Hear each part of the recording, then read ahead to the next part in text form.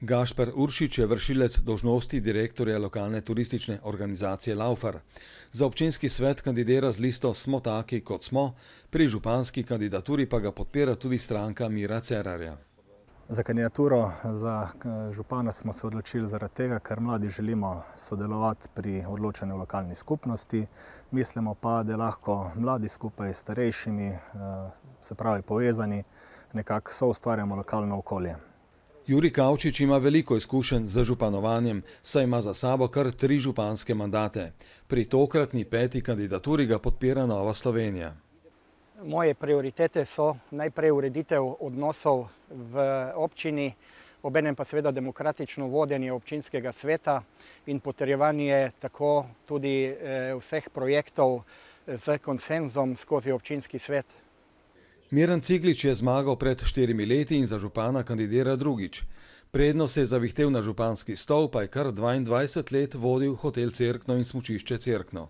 V občini Cerkno kandidira 5 kandidatov. Sem edini, ki ima pozitivne izkušnje v mednarodnem okolju, v normalnih razmerah in izrednih razmerah. Vsa ta dela sem opravil z odliko, zato me ljudje podpirajo in moj program je za dobro ljudi. Magister pravnih znanosti Martin Raspet ima dober vpogled v občinsko politiko, saj je že 12 let direktor občinske uprave. Kot župan želimo omogočiti gospodarski razvoj občine, uveljaviti cerkljansko za priznano znamko kakovosti življenja in priljubljeno turistično destinacijo. To pa želim doseči na ta način, da bom združil tako politične kot tudi ostale akterje občine, ne nazadnje tudi občanke in občane, da bomo skupaj naredili, da bo življenje v naši občini lepše in kakovostnejše. Roman Mar je Štajerc, že 14 let poročen v cerkljanski vasici Jesenica in na lastni koži občuti, kaj pomeni živeti visoko pod Kojco. Sem neodvisni kandidat za župana občine Cerkno, ker mi je dosti obljub in obljubljanja, zato sem se odločil letos, da kandidiram na županske volitve.